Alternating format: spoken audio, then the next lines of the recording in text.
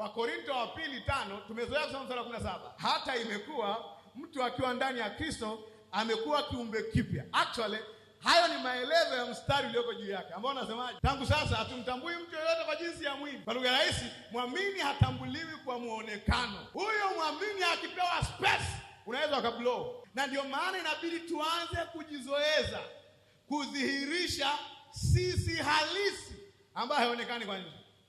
Ninavyoonekana nje sivyo nilivyo ndani. Binadamu anaweza akakuchukulia poa mpaka utakapo switch rank.